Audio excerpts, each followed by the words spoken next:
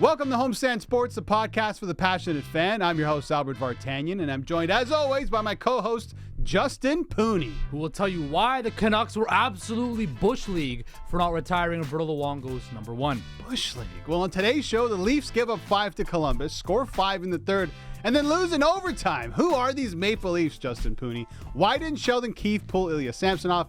And why Ryan Reaves' injury could be a blessing in disguise for Brad Tree Living. Ooh, we got a lot to get to, so let's get this party started. I'm Albert Vartanian, and he's Justin Pooni, and this is Homestand Sports. Justin, what do we make of this team? I just mentioned off the top, they went down 5-0 to the Columbus Blue Jackets at home on a Thursday night at Scotiabank Arena. Thought the game was done and dusted. No, what did they do? The late third period comeback. 5 goals in the third period to come back, tie the game, and then lose in overtime. I had flashbacks of them losing to the Islanders when obviously John Tavares got his 1,000 point. You call it hollow points. That's a whole nother conversation. I want to ask you, what is this team? Are they good? Are they bad? Or are they something else? But before I get your answer, let's hear what Sheldon Keefe has to say. Obviously love the way the guys stayed with it and come back, and we've been talking about how we've been a hard team to beat. You're talking about the regulation wins and all that, but the lack of regulation losses are a thing too, and it's a credit to the team in that sense where they've stayed with it. But obviously a lot of what went on here tonight's not. Oh, that clip ended quickly. Yeah. A lot of what happened out there tonight was unacceptable. Unacceptable, Justin Pooni. What do you say? What is this team?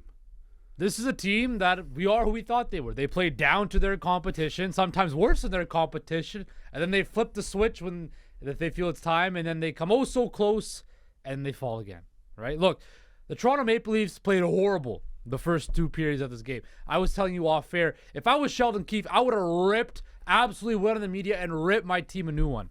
This is absolutely unacceptable for a team that has much higher standards. I get it. It's a random Thursday in December. Christmas time is near against the Columbus Blue Jackets. But to come up with that performance at home was piss poor.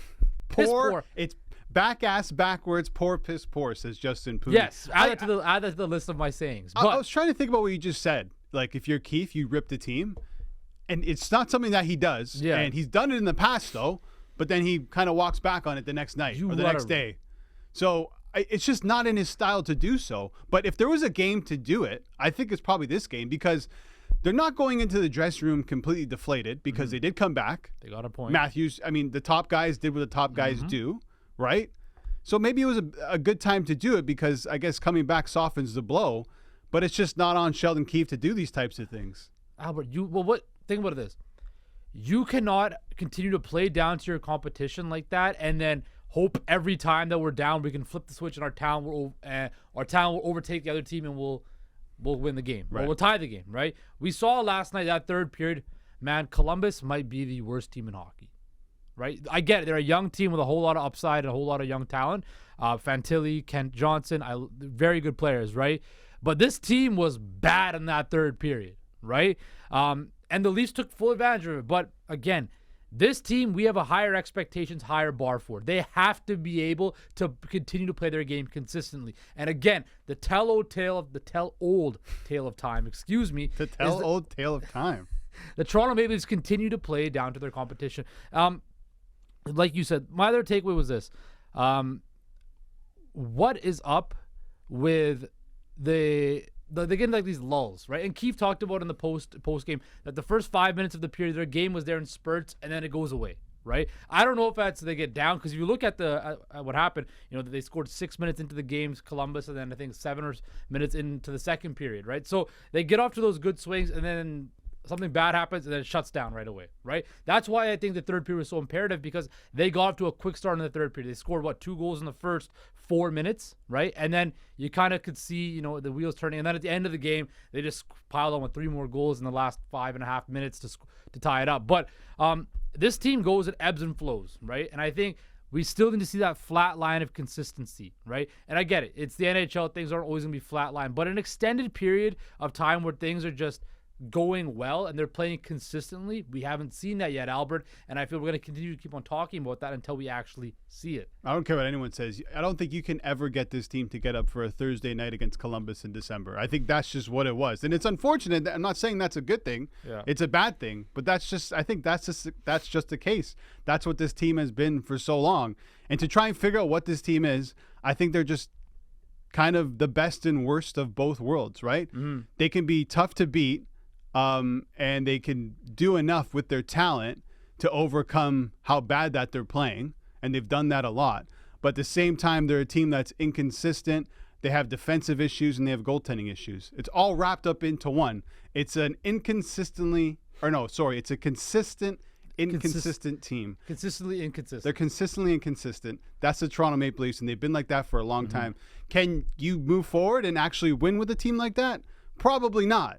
You can't. And what do you say to a team that tends to just drop off in performances when, these types of games don't really matter to them? It's fat cat What do you syndrome. say? What do you say if you're Sheldon Keefe? That's what I'm saying. You have to rip these guys or bag skate them tomorrow, whatever. Okay. The fact but this has happened throughout his whole tenure. I know, but I think it's the mentality. Again, Albert, it all comes back to mentality, right? We saw what happened last night in the NFL in the Thursday Night Football game where the LA Chargers just laid dead for the Raiders, right?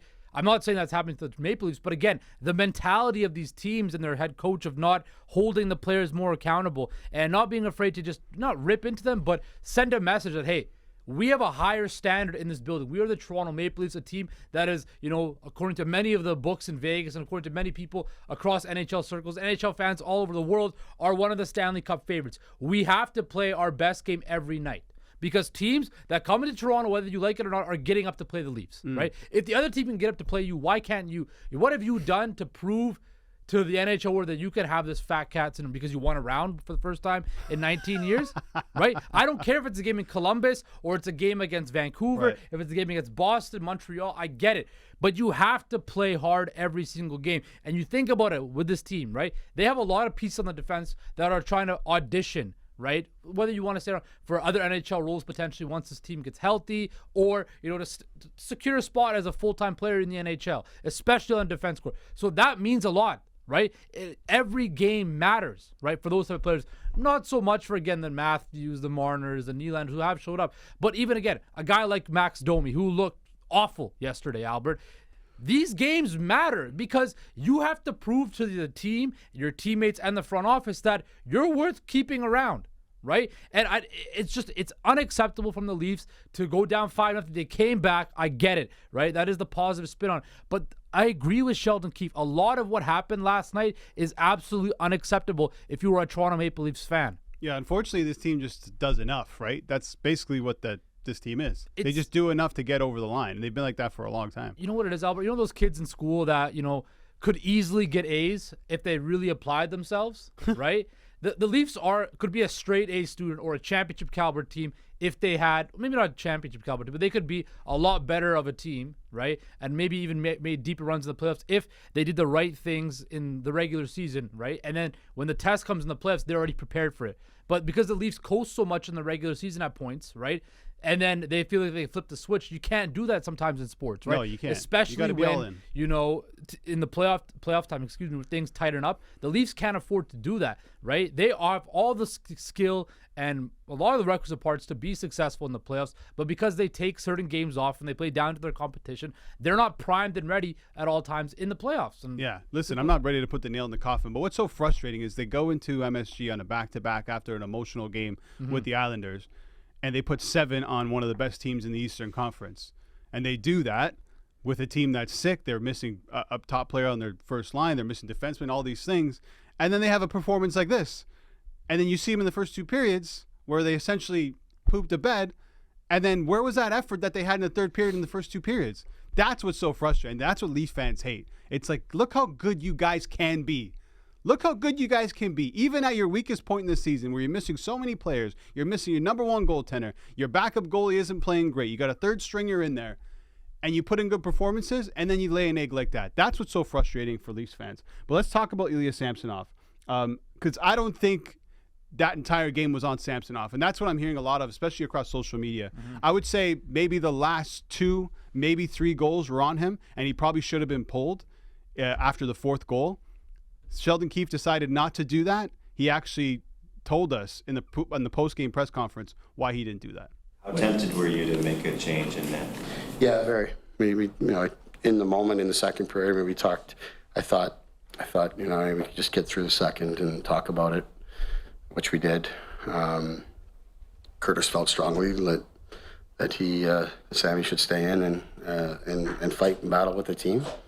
And obviously, I'm glad that was his advice, and I'm glad that's the decision that we made, because I like the fact that Sammy was a part of that comeback, and I like the fact that he made some saves for us early in that third too. Yeah, I'm surprised you listened to Curtis Sanford, who's the goaltending coach for the Toronto Maple Leafs, because I really felt like after the fourth goal, like he lost it. I mean, there's some of those goals in that game, they're unexcusable, like just amateur mistakes, like the one that went off his back, and the other goal, I think it was the fifth goal that went off his mask and then between his legs. You could tell his confidence was completely shot. So for him to be kept in the game, I think had a lot more to do with wanting to play Martin Jones on Saturday night and not having him go in back-to-back games, since the first game that he started this season, since last season, was just the night before against the New York Rangers. So, I mean, in a way I can understand it, but on the other flip side, I mean, this guy's confidence is completely shot. You saw the faces of some of the players after some of those goals were let in by Iyla Samsonov. They're kind of frustrated with him too. I don't really understand keeping him in at that point. Well, I agree with what you said, right? But I'm going to take what Sheldon Keefe said on face value, that he listened to Curtis Sanford and that he wanted to let him keep battling. We know a goalie coach is going to always have his guys back and be in his corner, right? Hey, say what you will about the first two periods, and yes, I will agree, there were some really bad goals, some really leaky goals that he's let in this season. And it's continuation of what we've seen this season. Yeah. You're right. I thought his confidence was shot. But, we came in the third period, and again, he didn't get it wasn't like Columbus was pressing a whole lot, but he didn't let any other goals in. No, he made great saves. He did make a couple good saves. In the third period, yeah. Right? In overtime, the Ken Johnson goal, look, that was a really good shot. You're not stopping that. Right, you're not stopping that. But he did make some good saves in overtime as well. So when I look at a guy like Iyla Samsonov, if I was the Leafs head coach, I probably would have pulled him maybe after the third goal or the fourth goal, right? I think, though, when you have a guy like that who's caught where confidence, again, speaking of ebbs and flows, it comes and goes very quickly. I think just something as simple as having a third period where you shut the door and the team at least got a point, right? Something they could salvage, a silver lining per se, right, is something Samsonov can, take as a positive. I do think, though, we're starting to realize that maybe they're going to give Martin Jones a little bit of a more of a run here. When you look at their schedule, of course, we're going to talk about, Kyle Dubas and Pittsburgh coming in to town, but then after that, they have, I believe, after the Pittsburgh, they have the Rangers again. Check the schedule. I'm looking right now at the schedule. Let's see. So, yeah, they got Pittsburgh on Saturday. Then they got the Rangers again on Tuesday. Then Buffalo, Columbus, all right before Christmas break, right? So the next week or so, another 4 games. So another pretty busy week. How many of those games does Martin Jones play? I think potentially he plays 3 of those. We'll see how he plays right? Plays on Saturday night against the Pittsburgh Penguins. But there's issues, obviously, with Samsonov. I've been talking about it for a while. 10 goals against in his last 2 starts, 14 goals in his last 4 starts. He got a shutout, yes, against the Islanders in the first game of that back-to-back earlier in the week. But that was because the team protected him. I felt like the team stepped up that night. That was the first game after, I believe, Joseph Wall went down, and he got to start. And that was the Nashville game. It was 18 saves. The Nashville game, not the Islanders game. My bad. Sorry. Yes, the Nashville game. I'm confusing everything. But they really protected him in that game.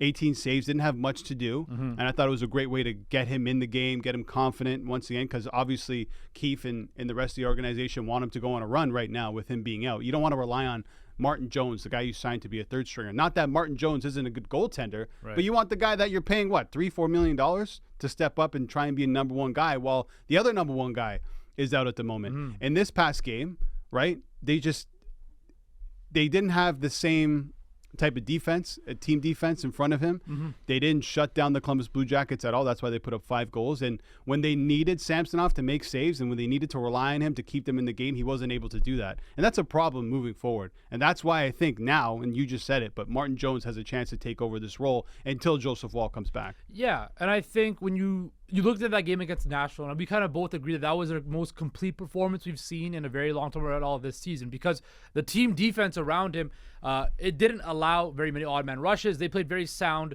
and structured game. And Sheldon Keefe said in the post-game press conference last night that they didn't get a lot back into the defensive zone structure. The gap control was off, and that allows these odd man rushes, these open shots. But then again, when you have that opportunity, right, you know that your defense core is not only shorthanded, but a couple times shorthanded, right, with the players they have right now. So you know that there's bound to be going to be mistakes. So that's why it's so imperative to have a goalie back there where the players have confidence and the coaches have confidence that, hey, if there's an odd man rush 9 times out of 10 or even 8 times out of 10, right, this guy's going to stop the puck, right? You mentioned the body language of the players after those Samsonov goals went in. That's a big thing. After the bad ones. After the bad ones, right? Yeah. So when you see that body language and you see that kind of that negative energy around it, I'm sure Samsonov sees that from the bench too, from the ice and the crease, and he sees that my guys don't believe in me, right? Yeah. Why would I believe in myself? Well, after the third goal, yeah, and the fourth goal and the fifth goal, you could see him looking at the bench. Exactly. So I don't know if he was wanting to be pulled or if he didn't want to be pulled, or trying to figure out if he needed to go to the bench or not. But I mean, I was reading a report after the game that he was sitting in his stall, completely dejected. Mm-hmm. Curtis Sanford went over him, said something to him in his ear. Bradshaw Living even went over to him, gave him a little pat on the back. So they know his confidence is completely shot. This is a massive problem for the Toronto Maple Leafs. It really is a big problem because, listen, we don't know when Joseph Wall's coming back, probably in the new year. Mm-hmm. What are you going to get from Martin Jones? We're going to have to wait and see. Okay, let's take a quick break. But after the break, we have to talk about Ryan Reaves. He went down last night. We don't know how long he's going to be out for, but he's going to be out. And I want to get your initial reaction when you first heard Ryan Reaves was out of the game.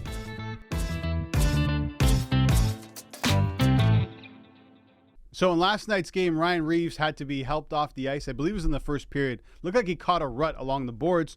Lower body injury, could be an ankle, could be a knee. We're not sure yet. We haven't heard much information. We're recording this actually a Friday at noon. So no news has come out on Ryan Reaves, but he had to be helped off the ice. It didn't look good. But Justin Pooni, honest reaction when you saw Ryan Reaves carried off the ice. And then there's a video out there of him falling downstairs as he's getting off the ice. Yeah.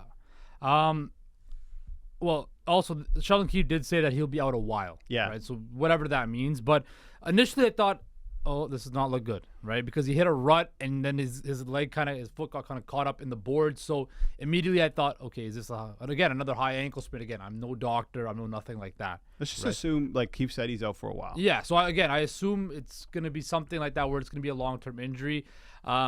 And then he falls down the stairs. And whose brilliant idea is that at Scotiabank Arena to have guys on skates walk up and down stairs to get to the dressing room? Does that make any sense to you? Right? I think having a flat surface, we talked about how, again, in the NFL, where Trevor Lawrence had a high ankle sprain, no cart came and picked him up and took him to the locker room. He had to limp his way back to the locker room. Well, why the hell are there stairs on the way to the dressing room? That makes no sense to me. Especially for hockey players. Especially for a hockey player. Especially, he's already got one bum leg and he's walking on skates, right? Like, that's not the smartest thing to do here, people. But I expect an LTIR placement for Ryan Reaves, and I expect that we might not see him for a very, very long time.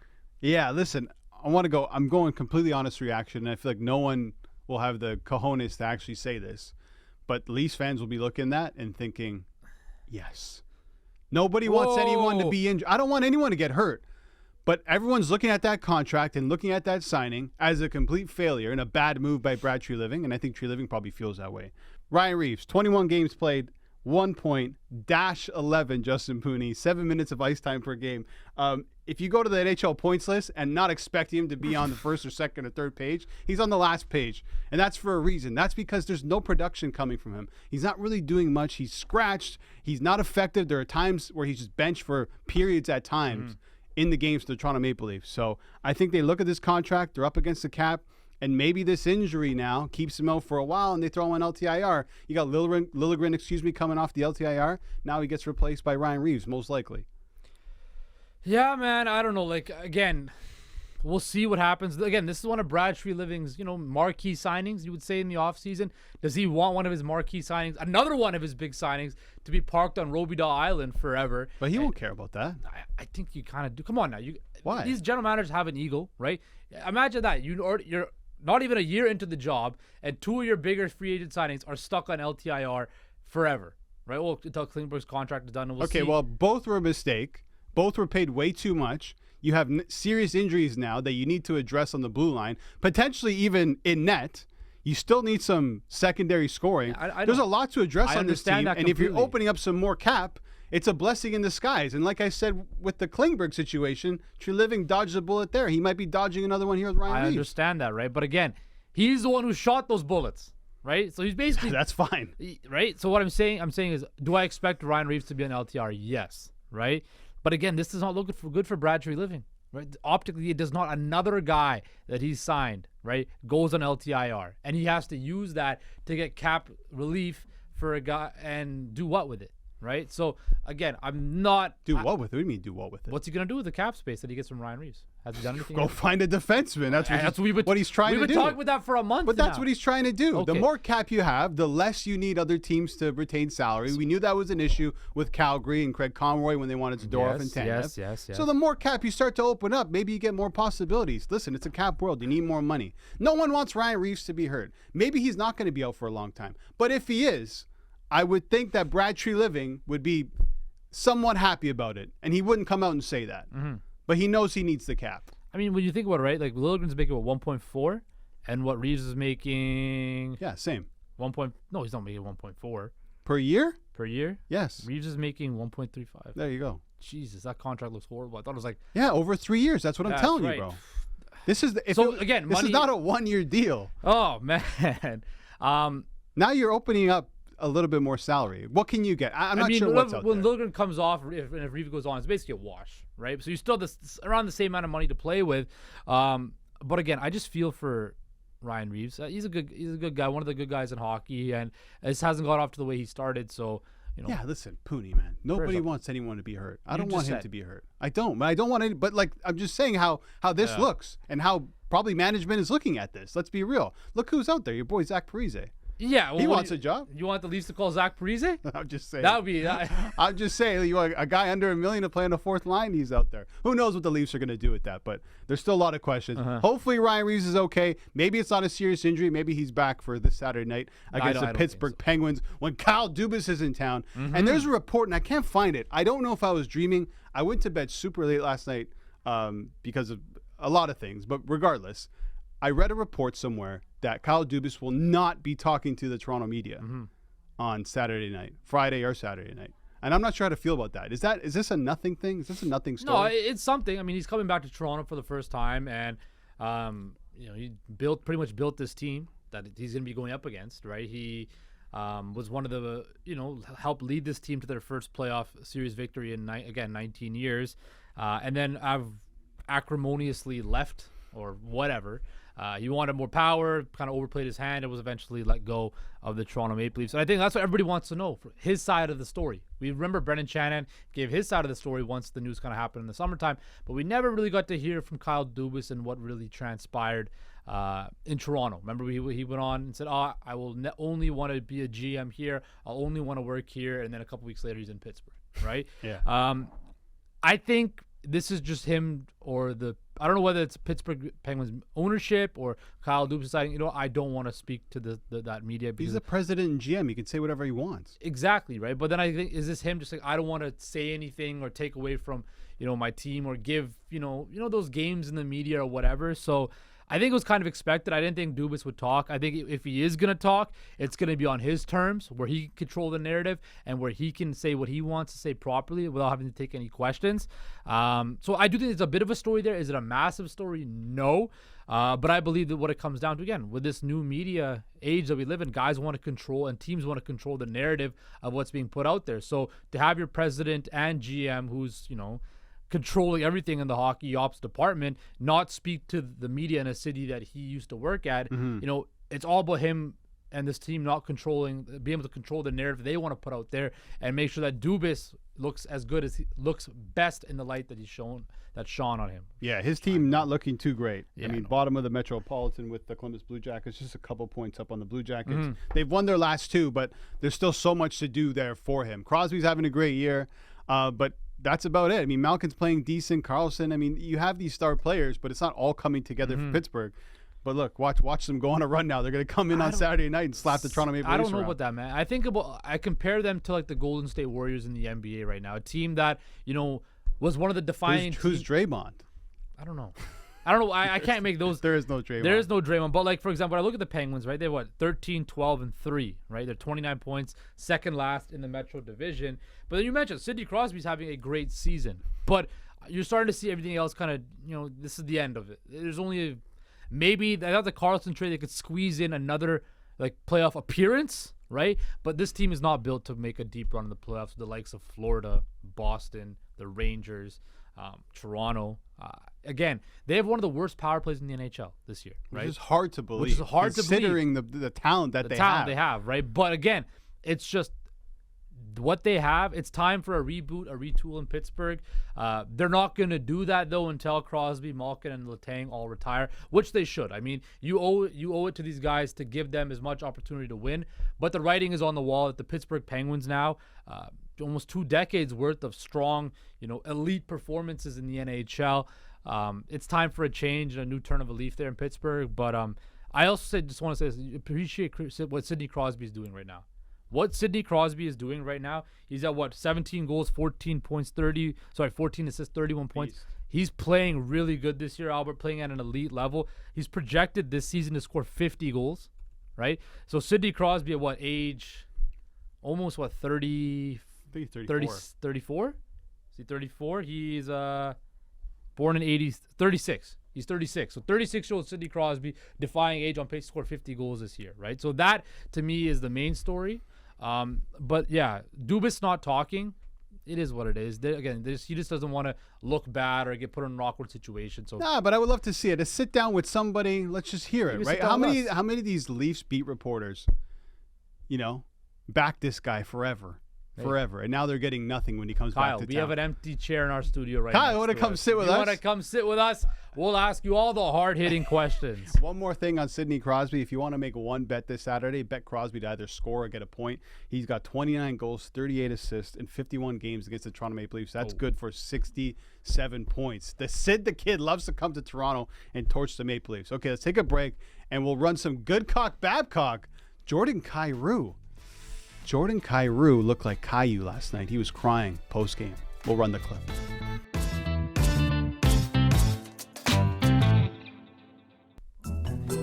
It's way easier to go through life and never say nothing. Wear beige and no one even knows you're alive. It's time for Goodcock Babcock. And you get paid to do this stuff. Like, that is disgraceful, man. How about her? All right, Goodcock Babcock is back. It's the second installment all time of Goodcock Babcock. Justin Pooni. Let's start with your Vancouver Canucks. Yeah. So last night they decided to honor Roberto Luongo, who was once the captain of the Vancouver Canucks. They put his name on the Ring of Honor, but some people had a problem with the ceremony yesterday. One being a Rachel Dory on Twitter, who is a great follow, by the way, for anything NHL. She said this: not only did the Canucks not retire Luongo's number, they didn't get him anything but a jersey, nothing. The guy got you to within one win of a cup and was the best goaltender in franchise history. This is such spiteful silliness. Alas, he was funny and classy as always. So this is not just about Rachel Dory. I heard this a lot on social media yesterday. And because you keep such close tabs on this team and especially Roberto Luongo and his career, what are your thoughts on what went down last night? Good cock to the whole night. Right, Okay. I felt the ceremony and the gift. Look, it was simple, it was effective. You gave Luongo a chance to speak and address the fans of Vancouver. It was a nice moment with his family there. He got to drop the ceremonial puck with Thatcher Demko and Sergei Bobrovsky. I thought that was a nice touch. The Sedins gave him the jersey with the C on it, which was a fitting touch because we all know what happened when he was named captain of the team back in the day. Everybody ridiculed it. As for the Canucks organization, bad cock. Babcock. The Canucks organization, Babcock. Because to not retire one of the 3 best players in franchise history, you could even say he's the best player in franchise history or the most important player in franchise history, to not retire that number was a crime. It's a shame. He was a first ballot Hall of Famer. It was set up perfectly. He was announced as a first ballot Hall of Famer. All you had to do was just retire the number one. You look at the Canucks history, and again, it's not glorious. It's not astound like the Montreal Canadiens or the Detroit Red Wings or the, any of these teams, right? The Edmonton Oilers, right? It's Stan Smyl, who was a good NHL player, but was more known to be just a hard-working guy who exemplified hard work. Then you had Marcus Naslund, who was one of the best players in the NHL for a very long time. And he won the Lester Pearson Award, which is now the Ted Lindsay Award as the MVP voted on by your peers. So, again, very high peak. Trevor Linden, Mr. Canuck, he's kind of like our version of Shane Doan or a Wendell Clark, per se. A emotional, spiritual leader of a team, a hard-nosed guy. And then you, of course, have Henrik and Daniel Sedin and Pavel Bure. Three prolific offensive players, changed the game, speed, skill, all of that. I just felt that it was so obvious to retire his number. Now, here's the thing, Albert. There's a lot of bad blood, or not bad blood, but with the contract that was given to Luongo, remember it was one of those those backloaded ones where all the money fell off at the end, and then the Canucks got hit with a recapture penalty, which affected them for a lot of years, right? And then, of course, the whole trade demand and all of that stuff. It left a bad taste probably in Francesco Aquilini's mind, right, where he didn't want to honor it, but it's completely bush league the fact that he is so far and away the greatest goaltender in Vancouver Canucks history. He's one of the 3 best players in franchise history. He won a gold medal for Team Canada in that same building, right? To not retire his number one, it's an absolute crying shame. It's a joke, and I wish that Roberto Luongo was honored the right way and retired his number. But as for the ceremony last night, it was great to see all that because it was very emotional for me. Yeah, and I was with you. You got a little teary-eyed. I didn't get teary-eyed. You might be getting teary-eyed right now. No, man, but you know what it is. It's like probably like you with Doug and Wendell. Doug and Wendell. I don't know anybody else in those teams. Dave Anderson? Felix Potvin, maybe. Yeah, look, it's like safe to at least honor Felix Potvin. You might have got a little bit of emotion. I agree, too. I think they should have retired his jersey, the number one. But, I mean, I'm going to go Goodcock to the whole thing. I don't think it's necessarily a bad thing because they didn't retire his jersey. They honored the guy. What else do you want him to do, Yeah, I mean, but is retiring his jersey really going to take that over the top? Right. Is that going to be like, all right, they did him right. They retired his jersey? No, I mean, they honored the guy. It's rightfully honoring the but they did honor him. They did, but it could have gone one more notch up, right? Okay. It deserved to be retired. All right. Babcock to you on that one. Okay, Jordan Kyrou, who I teed up prior to this segment with a stupid joke, Kyrou. I don't even know what the hell that means. Kyrou. I like Kyrou. So earlier this week, the St. Louis Blues fired their head coach, Craig Berube, and Kyrou was asked about it earlier, about his relationship, and he said, "I've got no comment. He's not my coach anymore," and then praised the interim coach, Drew Bannister, calling it a fresh start, and it's a chance to get our culture back a little bit. Last night, the St. Louis Blues were at home taking on the Ottawa Senators, and Jordan Kyrou was booed. He was booed when his name was announced. He was booed a few times when he had the puck. And he kind of took this one to heart. And here's Jordan Kyrou after the game. You were able to focus then tonight, and you feel like you had it. It's definitely the toughest game I've probably played, to be honest. But any of your teammates or anybody from the organization talk to you about it? I mean, obviously my teammates have my back, right? So you're getting pretty emotional here. Where are the emotions coming from? I mean, it's just tough, right? Like, I love playing here, so it's tough to hear the fans booing me there. That's right. Why are you laughing? Come on, the dude's crying, man. He's crying real tears. I'm sorry, because I'm crying. You're laughing at Jordan Kyrou. I'm crying real tears You right were now. crying last night with Luongo. I wasn't crying last night with Luongo. And now you're laughing at the guy for crying. I'm not. Goodcock, Babcock, Jordan Kyrou crying after the game This for is being Babcock booed. all the way around. This is Babcock. Right? This like, is Babcock. Look, I think Jordan Kyrou is a very, very good NHL player. He could play on my team any day of the week. Well, he hasn't been this year. Right? Not this year, but you got to feel for... I understand where the St. Louis fans are coming from. Craig Berube was the coach that took this team that was in last place to win the Stanley Cup, right? And they've been one of... And Craig Berube is such an emotional leader type of guy. He comes from, those old school Philadelphia Flyer teams back in the day. Hey, that's where Rick Talkie came from too. Just a little shot to the Canucks right there. But look, he was so beloved in that city of St. Louis, and then when he got fired, and a lot of it was because guys like Robert Thomas, Torrey Krug, and Jordan Kyrou weren't playing up to the level that we are accustomed to seeing them playing at. That's why he got fired. And again, Craig Berube is a guy who has called out his players before in the media, and notably guys like Kyrou talk about how much money they make and all of that. So there probably is some bad feelings there. There probably is all that stuff there, and I bet you it is tough to get booed by your home fans. Now, I looked at the videos and stuff like that. There wasn't a whole lot of fans in St. Louis in the building last night anyway, but you still heard the boos.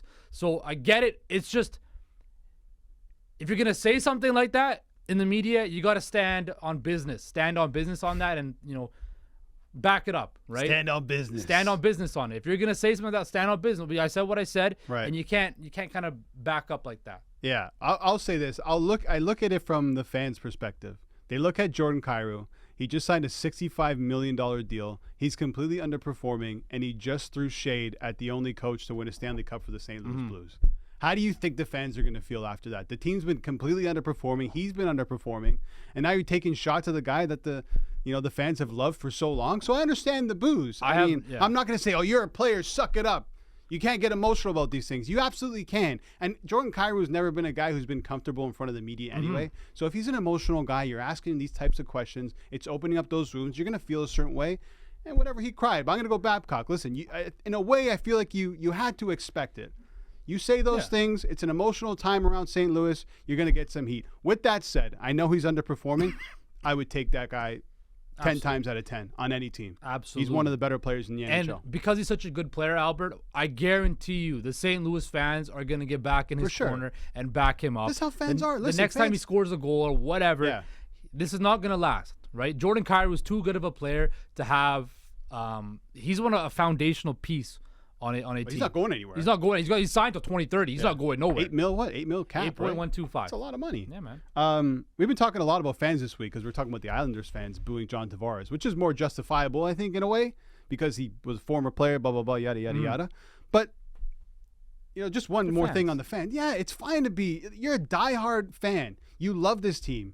Your mood is based on what this team does. Fans are irrational. That's why we got into this thing. Diehard fans of the game, diehard fans of our teams and players. So you're gonna overreact to certain situations, but Kyrou starts playing well, the Blues start playing well, no one will be even talking about this anymore. This will be, what do they call it? If anything, Water it'll be under the one of bridge. those moments where you remember Jordan Kyrou got booed that one time, and then he turned up his game. Maybe back he up. rips it up. Maybe. And Maybe this we're is what he hoping that needed. he does. We're hoping he does, right? Maybe he's been emotional this whole time under Berube, and now he's ready to just fly. That's really the only coach he's ever known in the NHL, right? So maybe he had his wings clipped, and now they're growing back, and he's going to fly in St. Louis, Justin Pooni. All right, let's wrap it up with one more Goodcock Babcock. So the All-Star game, which hopefully will be there.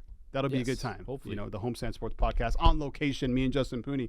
Okay, so they changed the skills competition, and they had Connor McDavid help him with it. So the league said that 12 All-Stars will compete for points in 8 different events. The player who accumulates the most points will earn a prize of $1 million. Events include fastest skater, hardest shot, stick handling, one-timers, passing challenge, accuracy shooting, shootout, and obstacle course.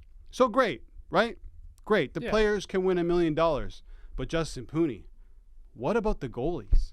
Do the goalies not have a chance to make $1 million? I'm not seeing any money going towards them. Right? We just heard about this. Maybe there's more information to come. But I'm going to go Babcock to the NHL and not giving the goalies some do-re-mi. If they're going to be a part of this, they're going to be getting lit up all night by these players. They need some scratch, no? Are they? They're not in the fastest skater competition. They're not in the hardest shot competition. They're on the accuracy competition. So why would they get $1 million if they're not in? So why go? Why? Okay, the guys that are going to light me up tonight have a chance to win $1 million, and I just got to sit here in the net and take it. Okay, Albert. That's not fair to the goalies. They're not in fastest skater. They're not in the hardest shot. I get Stick handling. Are they in the one-timers? I don't know if they're in the one-timers or not. They're saying just skaters. This is skaters. Yeah, I know. But what I'm saying is because they're not getting $1 million. Oh, you're saying involved in it. Yeah, the goalies. If they're not involved in half of the, or well, then I think you got to do something. What's the point then? You got to do something for the goalies. What are you going to do?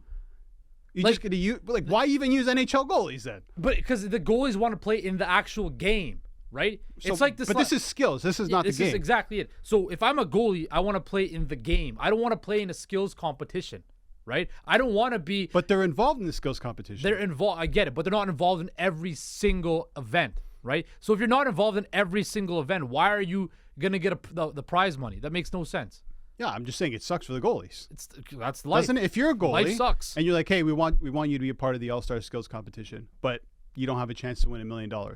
You're going to the game as an All-Star anyway. Exactly. Why do they have to take part in the skills competition? Just say, I'm going to play in the game. I'm not getting lit up. You want to get lit up, call Iyla Samsonov. I'm sorry, too soon. But you know what I mean? I just feel like throw the goalies a bone, and maybe they will. Maybe they have. I'm sure in their contracts should be like, they have bonuses that if you're an All-Star, they got to do something. They have it in their contracts already. If you're an All-Star, you probably get something. I know, but they're giving the skaters a chance to win $1 million.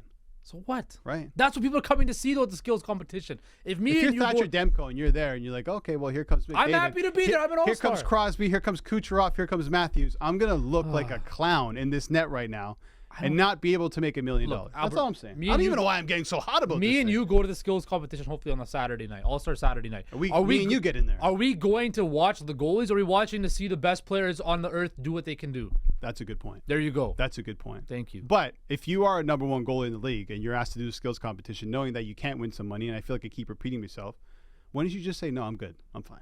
Because you can't play in the game.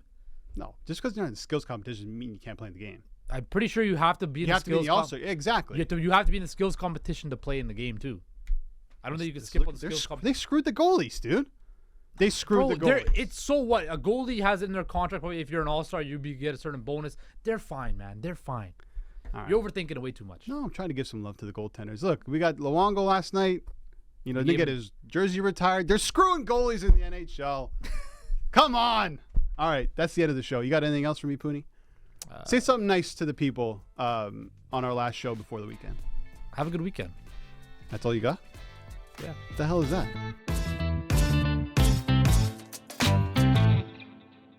That's it from us at Homestand Sports. Thanks for listening. Don't forget, we'll be dropping episodes throughout the week, so keep your eyes peeled for that. You can find Homestand Sports anywhere you download your podcasts, including Apple, Amazon, and Spotify. Thanks again for listening. I'm Albert Vartanian. He's Justin Pooni, and this has been Homestand Sports.